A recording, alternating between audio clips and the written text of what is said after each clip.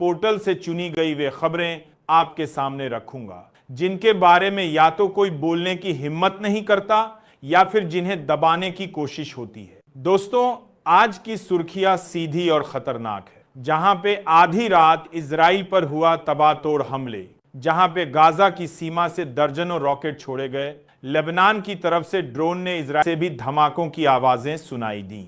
यानी इजराइल एक बार फिर तीन तरफा हमले की चपेट में है। लेकिन क्या सिर्फ इतना ही हुआ या फिर इस हमले के पीछे एक साझा मोर्चा है जिसकी आहट अब सबको सुनाई देने लगी है? आज का शो इन्हीं सवालों और उन्हीं धमाकों की गूंज को लेकर है। लेकिन उससे पहले आपसे एक छोटा सा अनुरोध है। अगर आपने अभी तक हमारे इस वीडियो को लाइक नहीं किया है तो कृपया लाइक कीजिए, वीडियो को शेयर कीजिए और सबसे जरूरी कमेंट बॉक्स में लिखकर बताइए कि आप हमें भारत के किस शहर या किस राज्य से देख रहे हैं। साथ ही यह भी लिखें कि इजराइल और फिलिस्तीन की इस लड़ाई में आपकी नजर में कौन सही है और किसके साथ खड़े हैं आप। पहली बड़ी खबर, आधी रात का हमला, गाजा से इजराइल की ओर रॉकेटों की बौछार। इजरायली रक्षा बल यानी आईडीएफ के प्रवक्ता ने आधी रात करीब 2 बजे यह बयान जारी किया कि गजा की तरफ से कम 35 रॉकेट दागे गए। इनमें से 27 को उनकी आयरन डोम सिस्टम ने हवा में ही नष्ट कर दिया, लेकिन बाकी रॉकेट्स दक्षिणी इजराइल के अलग अलग हिस्सों में गिरे। सवाल यह है कि इतने सख्त सुरक्षा घेरे के बावजूद ये रॉकेट गिरे कैसे? दरअसल आयरन डोम की क्षमता सीमित है। अगर अचानक एक साथ दर्जनों मिसाइल दाग दी जाएं, तो सिस्टम ओवरलोड हो जाता है और कुछ मिसाइलें बचकर निकल जाती हैं। यही हुआ इस बार। इजरायली अखबार हारेट्स की रिपोर्ट कहती है कि रॉकेट अश्कलोन और सदेरोत के बीच खाली इलाकों में गिरे, लेकिन लोगों में दहशत फैल गई। रात के 2 बजे बजने वाला सायरन बच्चों से लेकर बूढ़ों तक सबको बंकर में ढकेल देता है। गाजा के स्थानीय मीडिया का दावा है कि ये रॉकेट अल कसम ब्रिगेड ने दागे।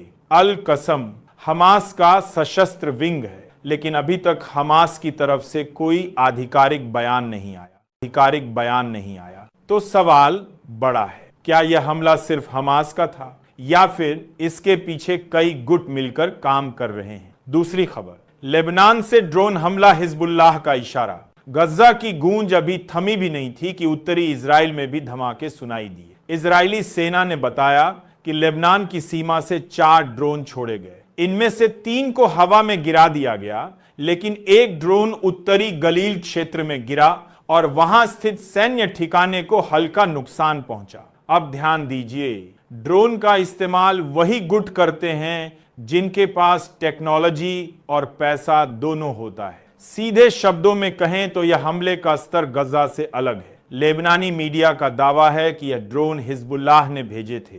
फिर हिजबुल्लाह ने बयान दिया, यह तो सिर्फ शुरुआत है। अगर इजराइल ने गजा पर हमले जारी रखे तो हम उत्तरी सीमा को युद्ध का मैदान बना देंगे। दोस्तों, सोचिए जरा, दक्षिण से हमास, उत्तर से हिजबुल्लाह, और यह सब एक ही रात में। क्या यह संयोग है या फिर किसी बड़े गठबंधन की झलक है? तीसरी खबर, सीरिया से दागे गए मिसाइल, 3 तरफा मोर्चा। दोस्तों, गाजा और लेबनान के बाद खबर आई सीरिया से। दमिश्क के पास से 2 मिसाइल छोड़ी गईं। इजरायली सेना का कहना है कि दोनों मिसाइल सीमा पर ही गिर गईं और किसी को नुकसान नहीं हुआ। लेकिन असली सवाल यह नहीं कि मिसाइल कहां गिरी। असल सवाल यह है कि सीरिया की जमीन से इजराइल की ओर मिसाइल क्यों दागी गई।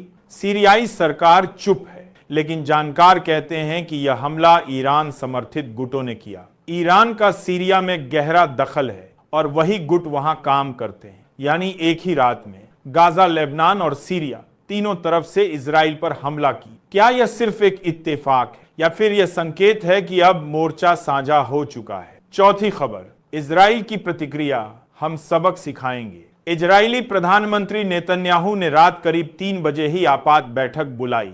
उन्होंने कहा, यह हमला सिर्फ गजा या लेबनान का नहीं है, यह इजराइल की संप्रभुता पर सीधा हमला है। हम सबक सिखाएंगे और जवाब ऐसा देंगे जिसे दुश्मन कभी भूल नहीं पाएगा। दोस्तों, यह भाषा आपको जानी पहचानी लगेगी। हर बार नेतन्याहू यही कहते हैं, हम सबक सिखाएंगे। लेकिन सवाल यह है कि कितने सबक और कब तक?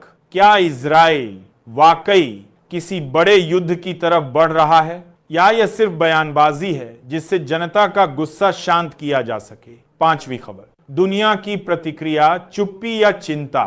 दोस्तों, अमेरिका ने आधी रात को ही बयान दिया, हम इजराइल के साथ हैं और उसके आत्मरक्षा के अधिकार को मान्यता देते हैं। यूरोपीय यूनियन ने भी कहा हिंसा से बचना चाहिए, यानी एक बार फिर वही पुरानी स्क्रिप्ट, इजराइल का बचाव, फिलिस्तीन की अनदेखी। लेकिन इस बार फर्क यह है कि हमला सिर्फ गज्जा से नहीं, तीनों तरफ से हुआ और यही दुनिया के लिए सबसे बड़ी चिंता है। दोस्तों, तेल अवीव से लेकर अश्केलॉन तक हर शहर में सायरन गूंजे, लोग अपने अपने बंकरों में भागे, कुछ बच्चों ने अपने कान बंद कर लिए ताकि धमाकों की आवाज उनके दिल की धड़कनों तक न पहुंचे। इजराइल कह रहा है कि यह हमला गज्जा से हुआ, लेकिन सवाल यह है कि गज्जा के पास इतनी क्षमता आई कहां से? गाजा की जर्जर गलियों में, जहां लोग रोज रोटी और पानी के लिए जूझते हैं, वहां से इतने संगठित और बड़े पैमाने पर हमले ये अचानक से संभव कैसे हुआ?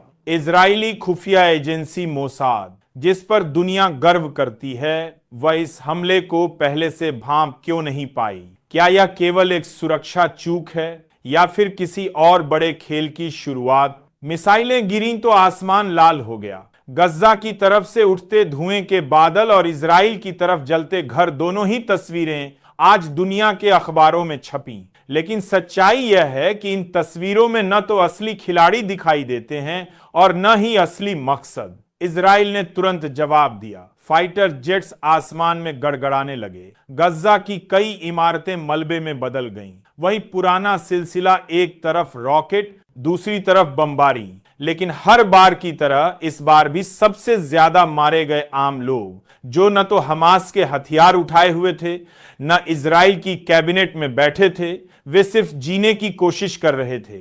इस बार फर्क सिर्फ इतना है कि हमला अचानक और संगठित था। रिपोर्ट्स बताती हैं कि मिसाइलें केवल गजा से नहीं, बल्कि लेबनान और सीरिया की सीमा से भी दागी गईं। यानी कई मोर्चों से इजराइल को एक साथ घेरा गया। ये वही रणनीति है जिसे सैन्य भाषा में मल्टी फ्रंट वॉर कहा जाता है। अगर यह सही है तो इजराइल के लिए यह बहुत खतरनाक संकेत है। लेकिन दोस्तों, यहां ठहरकर सोचने की जरूरत है। इजराइल और गजा की लड़ाई कोई नई कहानी नहीं है। दशकों से यह आग जल रही है, लेकिन आधी रात का यह हमला बताता है कि अब यह संघर्ष सिर्फ इजराइल बनाम गाजा नहीं रह गया।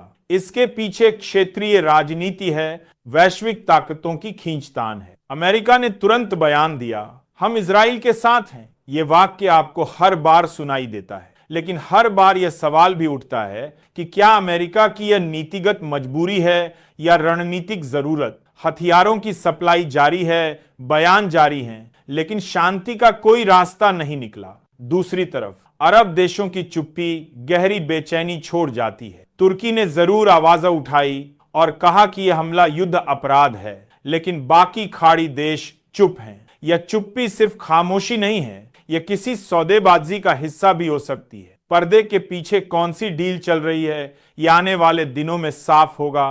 तेल अवीव की सड़कों पर लोग नाराज हैं। वे पूछ रहे हैं, हम कब तक डर में जीते रहेंगे? यह सवाल किसी भी सरकार से बड़ा है। इजराइल अपने आप को सबसे ताकतवर बताता है, लेकिन अगर उसकी जनता ही बार बार बंकरों में छिपती है तो यह ताकत आखिर किस काम की? गाजा की तस्वीरें और भी भयावह हैं। बिजली काट दी गई है, पानी बंद कर दिया गया है, अस्पताल डीजल पर चल रहे हैं, छोटे छोटे बच्चे पानी की बूंदों के लिए तरस रहे हैं। यह कोई सैन्य रणनीति नहीं, यह सामूहिक सजा है और अंतर्राष्ट्रीय कानून इसे युद्ध अपराध मानता है। लेकिन कौन सा कानून यहां लागू होता है? जब ताकतवर देश ही कानून बनाने और तोड़ने का काम करते हैं तो गरीब और कमजोर जनता को सिर्फ मलबे में दबकर मरना पड़ता है। संयुक्त राष्ट्र ने बैठक बुलाई, कुछ देशों ने बयान दिए, लेकिन अंत में वही ढाक के 3 पात, कभी वायरल वीडियो की तरह सुर्खियां आती हैं और फिर दुनिया अपनी अपनी खामोशी में लौट जाती है। तो दोस्तों,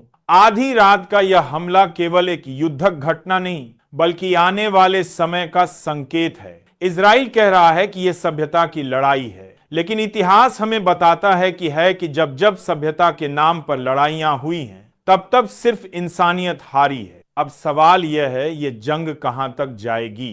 क्या यह गज्जा की गलियों तक सीमित रहेगी या पूरे क्षेत्र को आग की लपटों में झोंक देगी? और अगर ऐसा हुआ तो सिर्फ इजराइल ही नहीं बल्कि पूरा मिडिल ईस्ट इसकी चपेट में आएगा। आधी रात इजराइल पर हुए तबातोड़ हमलों की गूंज अब सिर्फ गज्जा और तेल अवीव तक सीमित नहीं रही। यह आवाज अब वॉशिंगटन, मॉस्को, अंकारा और तेहरान तक पहुंच रही है। दुनिया की सबसे बड़ी खुफिया एजेंसियां अपने अपने अंदाज़ में यह समझने की कोशिश कर रही हैं कि आखिरकार यह हमला किसने किया, कब योजना बनी और क्यों इजराइल की हाईटेक डिफेंस लाइन इतनी आसानी से भेद दी गई। तेल अवीव की सड़कों पर सुबह के उजाले के साथ ही जो तस्वीरें सामने आईं, वे किसी युद्ध से कम नहीं थीं। इमारतों के ध्वस्त ढांचे, धुएं के गुबार और सायरनों की लगातार चीखती आवाज ने यह साफ कर दिया कि इजराइल की सुरक्षा प्रणाली आयरन डोम पूरी तरह नाकाम तो नहीं हुई, लेकिन हमलावरों ने उसे चुनौती जरूर दी है। गजा की तरफ से छोड़े गए रॉकेट्स और ड्रोन हमलों ने रात को दिन में बदल दिया था। एक एक धमाका ऐसा था जैसे जमीन कांप रही हो और आसमान चटक रहा हो। इजराइल के रक्षा मंत्रालय ने दावा किया है कि 80% से ज्यादा रॉकेट इंटरसेप्ट कर लिए गए, लेकिन बाकी जो मिसाइलें गिरी उन्होंने तेल अवीव, अश्केलोन और दक्षिणी इलाकों में तबाही मचा दी। आम लोगों के वीडियो सामने आ रहे हैं जिनमें दिख रहा है कि किस तरह परिवार बंकरों में भाग रहे हैं, बच्चे कांपते हुए माओं की गोद में दुबके हुए हैं और पुलिस सायरन के बीच एम्बुलेंसें घायल लोगों को उठाकर भाग रही हैं। रात भर चले इस हमले के बाद नेतन्याहू सरकार के भीतर बेचैनी बढ़ गई है। प्रधानमंत्री कार्यालय ने अमेरिका को तुरंत कॉल किया और मदद मांगी, लेकिन यहां सवाल उठ रहा है कि क्या दुनिया की सबसे एडवांस्ड एंटी मिसाइल डिफेंस रखने वाला इजराइल अब भी सुरक्षित है, या यह हमला सिर्फ एक शुरुआत है, एक चेतावनी कि आने वाले दिनों में हालात और भयानक हो सकते हैं। तेहरान की तरफ से मिली शुरुआती प्रतिक्रियाएं कुछ अलग संकेत दे रही हैं।